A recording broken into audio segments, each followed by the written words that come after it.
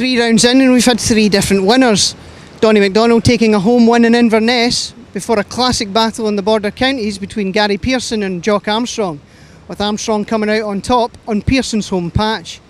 Round 3, neutral territory the Speyside, and Pearson managed to take that win back from Armstrong. Now we're in Armstrong country for the 2016 RSAC Scottish Rally.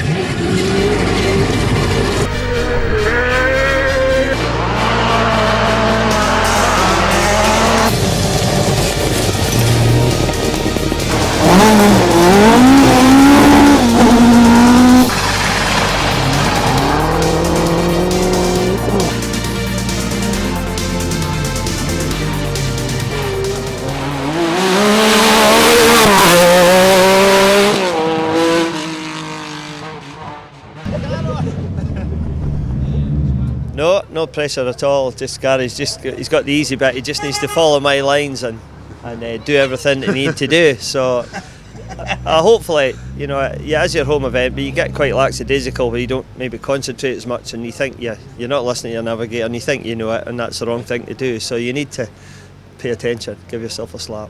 Longer event today, obviously, 60 odd miles. How does that affect your planning for it? Same kind of mentality you have to go into it. It's an extra 15 miles at the end of the day, but driving these cars, you look forward to the last 15 miles as much as the first 15 miles, so no, we can't wait. Jock, any concerns from yourself about the longer day today? I'm older. I get tired easily. I don't do afternoons. I like to sleep in the afternoons, so we really need to get going soon. But no, I'm fine. I'm okay with that. We had a couple of runs yesterday morning just to shake it down, just blow the cobwebs off, since seems like a lifetime since we sat in it. So yeah, we've had this enforced break, which has obviously been unfortunate, but today, what are you hoping for with a longer distance? Good, it's great. It's a great challenge. I think it's great for the championship and an opportunity for the championship to showcase itself against some of the top guys in the British Championship, so I think it's going to be a really good day. Yeah, just looking forward to this. It's the home rally now that the Merrick's gone, so this is supposed our new home event, and ready to give it something today if we can. Have you had a chance to test the car this week? Yeah, we were out on Thursday at the shakedown and had a run. It was really bone dry conditions, so compared to it, probably be a bit damper today, but the grip will still be reasonable today. I think it'll be ruts and punctures we'll probably have to watch out for today though. But we changed a few things with the diffs and stuff like that, and the traction in the car felt much better, and we can try that out in a bit of dampness today. Hopefully it'll improve things. Good. I mean, obviously you're snowman. It seems a long time ago you were on the verge of a victory there, and I think you felt that since then the car hasn't maybe been quite right. Do you think those changes to the diff and that have sorted that? Hopefully, yeah. We won't know until we really hit a slippy stage, but I'm hoping it'll be good to go now. Yeah. Local event would be the Scottish last year, the last time you did an SRC event? I'm ashamed to say you're right, yes. We've taken a wee bit of a sabbatical from the SRC, but I'm really excited about today. It's good to get back, see some familiar faces, and it's great to see so many foreign drivers here doing the BRC as well, so it's exciting, it's good. Yes. Stage 1 Twig Lees and Armstrong is the first to sample the conditions. Second quickest times on both SS1 and 2 put the Impreza into an early lead.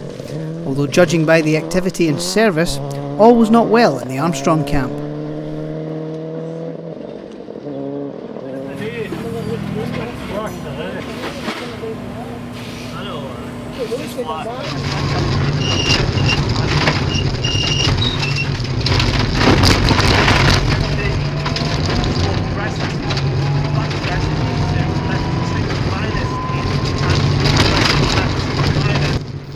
All was well though on SS1 for Faulkner and Foy. Fastest by just over 3 seconds, it was finally a good start for the BSW team.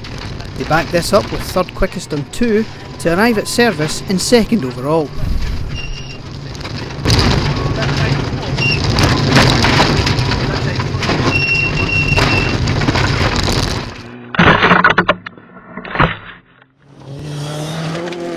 The returning Rory Young was back in the Fiesta he used in 2015. With Dave Robson alongside, he built on his recent outing on the Carlisle stages to hold third overall after 2 stages, despite a small misfire.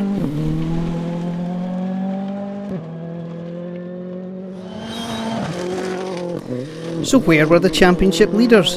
A spin on the opening stage saw them in 25th overall, 21 seconds off the pace. A storming run on 2 lifted them back up to 4th by service, and the fight back was definitely on.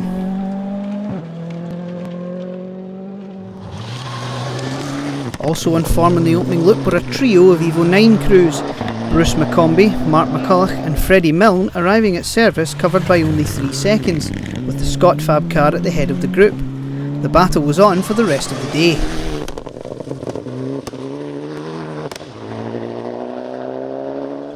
Six seconds back from Milne came another Evo 9, although this one was being piloted by Greg and Chris McKnight on their 4-wheel drive debut. 8th after the first loop was a phenomenal performance on their home event.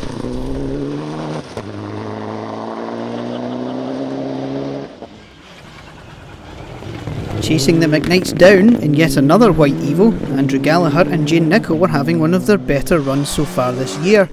Andrew hoping the endless teething troubles with this car were finally behind him. Into right 3, tightens to 5 in.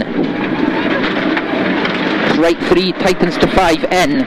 Into caution left. Rounding out the top 10 at this point, Fraser Wilson and Craig Wallace were flying at the top of the group end battle.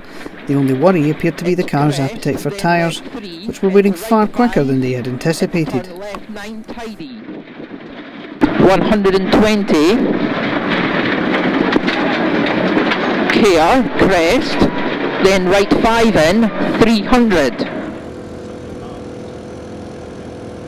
No, just the car overheat a little bit there. We put a guard on that runs all the way to the back, nearly the back of the car, just with the heat in the exhaust and the heat of the day and the heat of the moment. So, it's melted all the grease on the prop shaft. It's melted a bit of the wiring, so we'll take it off and we'll manufacture it hopefully for the last loop, which will be quite rough. So hopefully we'll get away with it in this loop here. But we've got a normal sump guard on, so we should be okay. No lasting damage to anything else? Just me. I was sweating that hard. I could hardly see what was going in that last stage. It was running out of my eyes. Something terrible. So. Good, really good first stage. Got into a rhythm really early on and stage really hooked together. It was really pleased with the time. 2, trying hard, tried to push on again, probably overdriving the car a bit. We had a couple of, some of the tight stuff where we down a gear than where we should have been, just going a bit wide rather than, not we even call them overshoots, but dropping seconds here and there. So we've got to try and tidy it up and get back into the rhythm we were on 1. So happy with the car, no problems with that? No problems. Just we're in the fight. That's all we wanted to be at this stage. So we're trying to do it again now. Nice. Great, yeah, they were really good. There were some big stones around, and there was actually quite a lot of slippy stuff, but it was all in the notes, so it was fine. It was good fun actually.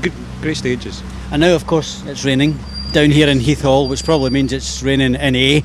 So is that going to change what you do tyre-wise or anything this afternoon? No, we're pretty pleased with the tyres we're on actually. I see there's been quite a few punctures actually, and they're a fairly robust tyre, so we're going to just stick with those. And I think the surface is pretty hard just now. It's not been much rain for quite a few weeks, so yeah, we're fairly confident we're on the right tyre. So we'll see how it goes. Okay, thanks, mate. Yeah, we made a bit of a driver error kind of on the first stage. Lost 20 seconds for a spin just on a section we didn't have marked as loose, unfortunately. So yeah, we lost that time, but the second stage seemed to go a lot better. I think we're quickest just in there by 0.2 a second, but overall we're a lot happier obviously with our performance in the second one. So we're behind quite a chunk, probably 18 seconds, but hopefully we can pull that in a wee bit. But Jock and Mike's very close at the front, so hopefully if they keep pushing each other, one of them makes a mistake and gives us half a chance to get back on the podium maybe. The second loop belonged to Pearson. 3 fastest times over stages 3, 4 and 5 put the Fiesta into an 11-second lead by second service.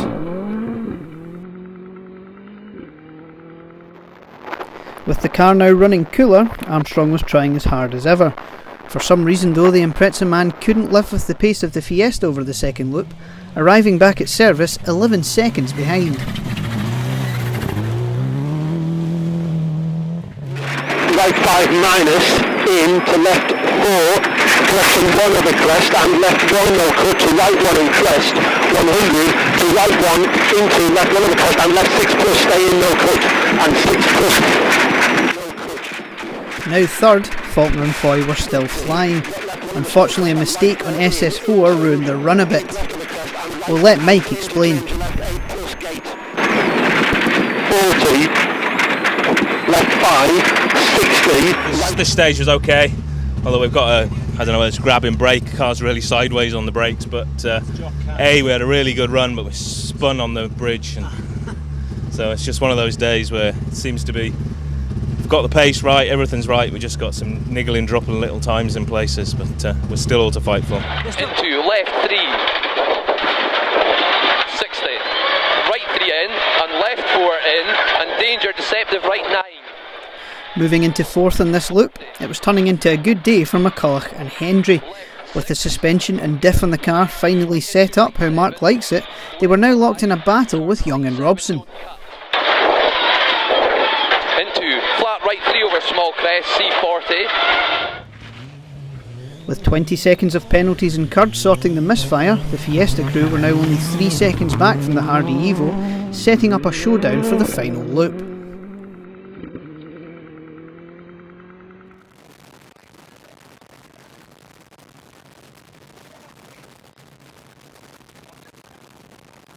Now sixth, McCombie and Coots spent this loop exploring Dumfries and Galloway's many ditches.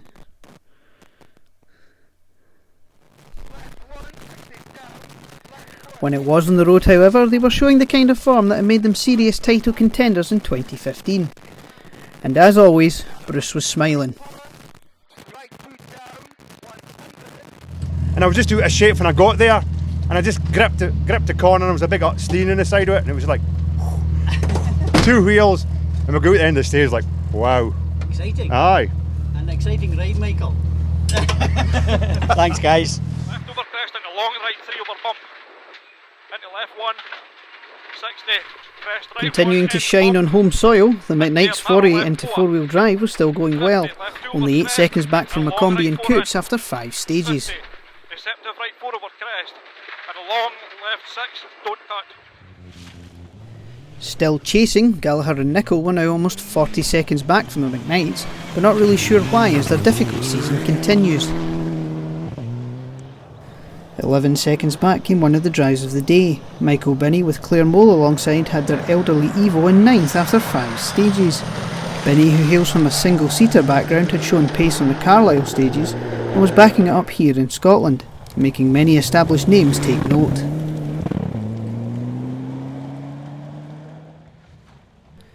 Only 1 second behind came one of those established names. Ian Baumgart was having his best run so far this year in the new Impreza, rounding out the SRC top 10 after the second loop. But where were Wilson and Wallace? Flat out on SS4, we're approaching a corner that has claimed David Higgins in the past. Right 6, don't cut, big rock. Get around. Over and out for the Clone Motorsport crew. Yeah, we seem to be getting a bit more hanging now, cutting out some of the mistakes, which is good. So we maybe tried a couple more things in the last 3 and seems to be working, but yeah, we'll have to see where we are. I think we'll be pretty close now, but good 3 stages compared to this morning for us, so relatively happy. I don't know. It's whether it's just me today, I don't know. The car didn't feel right in that stage. It kind of kept it cooler going into the stage, and it's went a bit better there, so we're happier there. But no, I lost a chunk of time to Gary the stage before. Yeah, I saw that. Don't know, driver. It was good. That was a fairly good loop of stages, but again we got a puncture at the end of stage 3, but that didn't cost us anything. We were lucky. And then in A there I had an overshoot, and a bit that I knew, and everybody overshoots it, and I overshot it. So that was just stupid. So we lost about 10 seconds in there with that. A quick word, Rory. Do my hair first. Aye, that'll take a long time. How's it going? It's going fine. We kind of struggled a wee bit after service there, just very slippy, but had a far better run through there. In the Scottish Two-Wheel Drive Championship, Duncan MacDonald backed up his good run on the Speyside to grab 3rd two-wheel drive car home and 26th overall.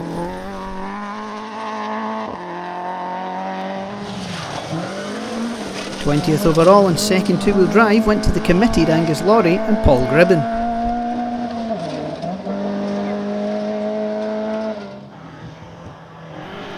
And taking the top two-wheel drive spot, Gordon Murray and David O'Brien had probably their best run ever in the Big Escort, to 18th overall.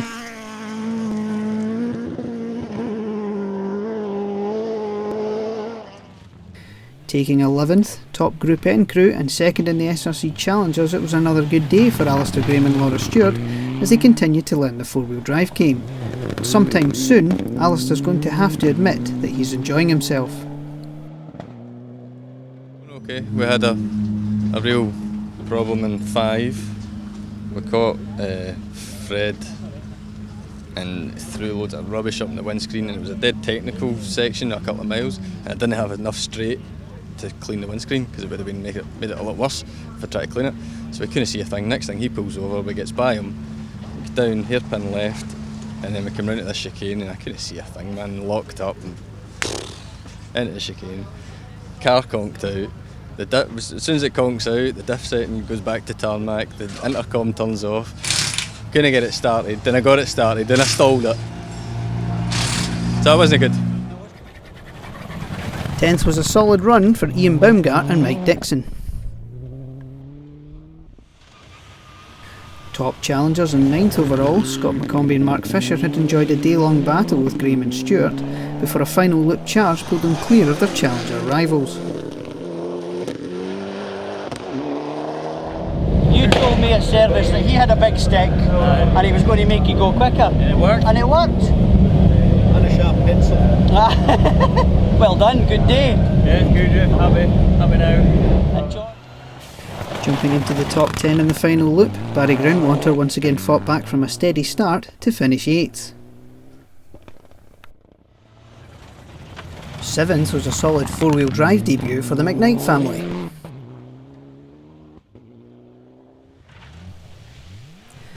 6th at the finish was a good reward for McCombie and Coote's pace, the Evo crew looking the best they have so far this season. The battle for 4th went down to the wire, McCulloch and Hendry grabbing 7 seconds off Young and Robson through stage 6, and with the second run of A cancelled, it was down to the final test. Amazingly, the Fiesta crew took 7.9 seconds back to finish 5th, only 1.3 seconds away from 4th place. Flat crest 300. Delighted to have held on to 4th, McCulloch and Hendry were also happy to finally have a car that was working for them in the forests. Long left 6. 70. You're on a mission there. 3rd once again, Mike Faulkner and Peter Foy were happy, although ruining that SS4 spin, which may have cost them a better result.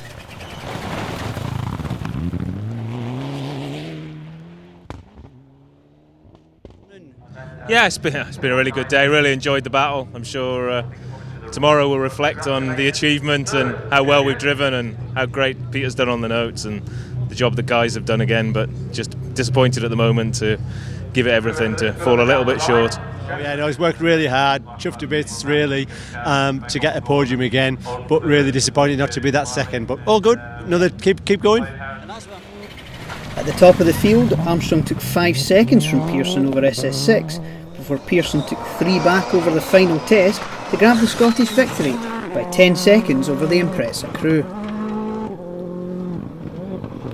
Came back and started there on Thursday, did a short test, and the car was fine and got on fine this morning, and it just kind of went wrong midway through, but we changed our tyres and got back on it this afternoon, so no, quite happy. Mike was on us, and obviously Gary was behind and then he was in front, and you kind of thought your day was done, but no, it's a pity that it had been very interesting that stage. It was cancelled to run that stage, and I think things could, hopefully it might have been different, but anyway, we can't go at the bookies now, can we? So Been a challenging day, I think, yeah, to say the least. From stage 1 we didn't get a mile in without spinning and lost a chunk of time, but yeah, after that we managed to kind of gain a bit of time back and manage the gap, so very happy with the results.